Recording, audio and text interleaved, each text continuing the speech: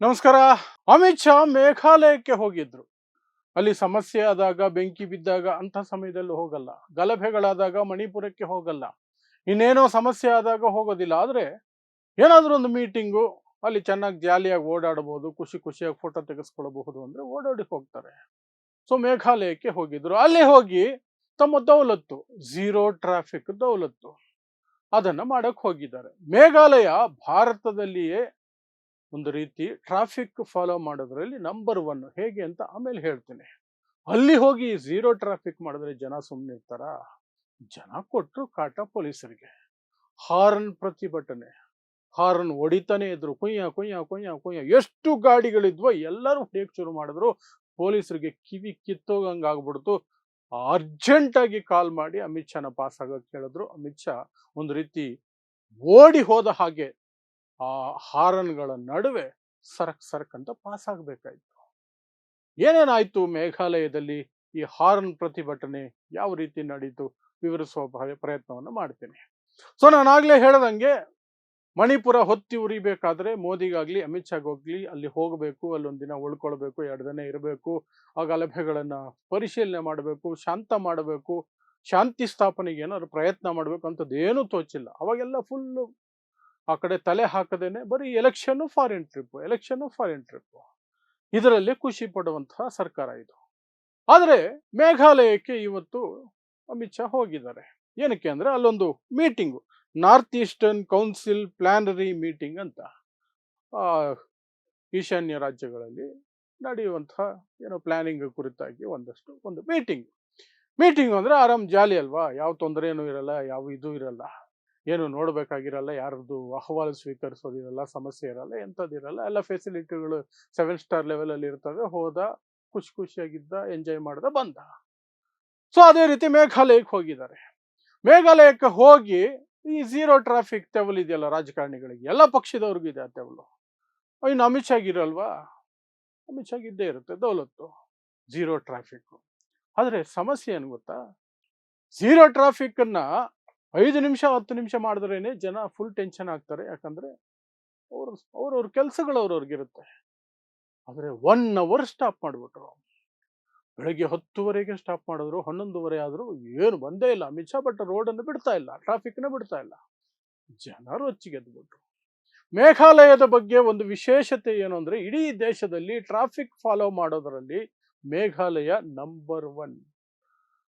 ಇಲ್ಲಿ ಬೆಂಗಳೂರಲ್ಲಿ ನೋಡ್ತೀವಲ್ಲ, ರೋಡ್ ಏನಾದ್ರು ಸ್ವಲ್ಪ ಬ್ಲಾಕ್ ಆಗ್ಬಿಟ್ರೆ ಆ ಕಡೆ ಈ ಕಡೆ ಈ ಕಡೆ ಆ ಕಡೆ ಎಲ್ಲ ಕಡೆ ನುಗ್ತಾರೆ.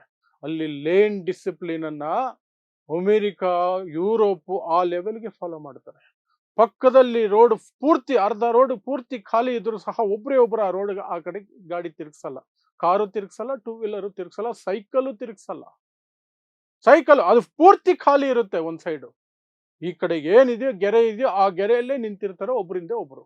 ಅಷ್ಟು ಅಚ್ಚುಕಟ್ಟಾಗಿ ಟ್ರಾಫಿಕ್ ಫಾಲೋ ಮಾಡುವಂತಹ ರಾಜ್ಯ ಮೇಘಾಲಯ. ನೀವು ಫೋಟೋಸು ಇಂಟರ್ನೆಟ್ ಅಲ್ಲಿ ನೋಡಬೇಕು. ಮೇಘಾಲಯ ಅದು ಟ್ರಾಫಿಕ್ ಡಿಸಿಪ್ಲಿನ್ ಅಂತ ಹಾಕಿ ನೋಡಿ, ಎಂತೆಂಥ ಚಿತ್ರಗಳು ಕಾಣಿಸ್ತವೆ. ಬೆಚ್ಚಿ ಬಿದ್ದು ಹೋಗ್ಬಿಡ್ತೀರಿ ನೀವು. ಇಂಡಿಯಾನ ಇದು ಅನ್ಸ್ಬಿಡತ್ತೆ. ಅಂಥ ರಾಜ್ಯದಲ್ಲಿ ಹೋಗ್ಬಿಟ್ಟು ಇವರು ದೌಲತ್ತು ಝೀರೋ ಟ್ರಾಫಿಕ್ ಅಂತ ಮಾಡಿ ಜನರನ್ನ ಗಂಟೆಗಟ್ಟಲೆ ನಿಲ್ಲಿಸ್ಬಿಟ್ಟು ಸುಮ್ಮನೆ ಇರ್ತಾರ.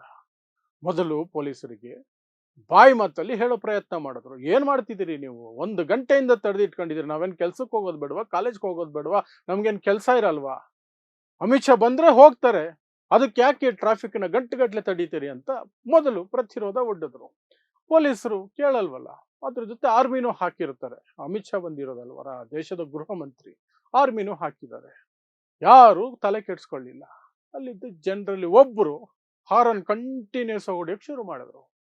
ಒಬ್ರು ಸ್ಟಾರ್ಟ್ ಮಾಡಿದ್ದೆ ತಡ, ಅಲ್ಲಿ ಸೇರಿದ್ದ ಸಾವಿರಾರು ಗಾಡಿಗಳು ಒಮ್ಮೆಲೆ ಕುಯ್ ಕುಯ್ ಕುಯ್ ಕುಯ್ ಅಂತ 1 ನಿಮಿಷನೂ ನಿಲ್ಲಿಸ್ತೀರ ಬ್ಯಾಕ್ ಟು ಬ್ಯಾಕ್ ಹಾರನ್ ಒತ್ಕೊಂಡೇ ಇದ್ರು.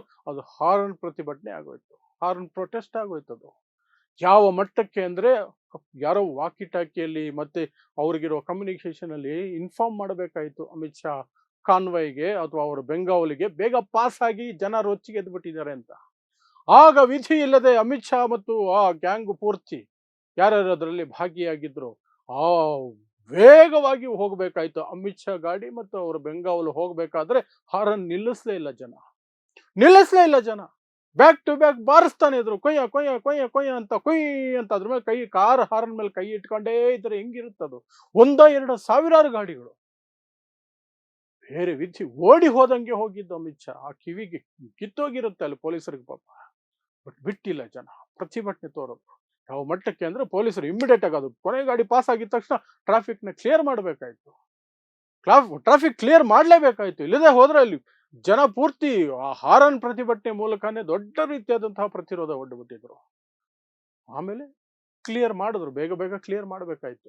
ಆ ಹಾರನ್ ಪ್ರತಿಭಟನೆ ಮಾಡಿಲ್ಲ ಅಂದಿದ್ರೆ ಅಮಿತ್ ಶಾ ನಿಧಾನಕ್ಕೆ ಅವ್ರ ಜೊತೆ ಮಾತಾಡ್ಕೊಂಡು, ಕೈ ಕುಲ್ಕೊಂಡು, ಸ್ಮೈಲ್ ಕೊಟ್ಕೊಂಡು, ಫೋಟೋ ಕೊಟ್ಕೊಂಡು, ಊಟ ಗೀಟ ಮಾಡ್ಕೊಂಡು ನಿಧಾನಕ್ಕೆ ಸಾಯ್ಲಿ ಜನ, ಏನು ಅರ್ಜೆಂಟ್ ಏನಿದೆ, ಜನ ಸತ್ರೆ ನಮ್ಗೇನು. ಮಣಿಪುರದ ವಿಚಾರದಲ್ಲಿ ಹಂಗೆ ಅಲ್ವಾ ಮಾಡಿತ್ತು, ಇವತ್ತಿಗೂ ಹಂಗೆ ಮಾಡ್ತಿರೋದು.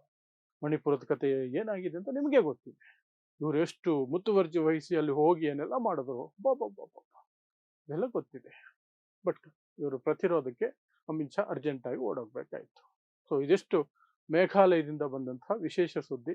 ಇಂತಹ ಪ್ರತಿರೋಧಗಳೇನೇ ಮುಂದೆ ನಮಗೆ ಈ ಕೊಳಕು VIP ಕಲ್ಚರ್ ಇದೆಯಲ್ಲ, VIP ಕಲ್ಚರ್, ಅದನ್ನ ಹೊಡೆದು ಬಿಸಾಕ್ಬೇಕು ಅಂದ್ರೆ ಇಂಥದ್ದೇ ನಡಿಬೇಕು, ಆಗ್ಲೇ ಇವ್ರಿಗೆ ಬುದ್ಧಿ ಬರುತ್ತೆ ಅಷ್ಟೇ.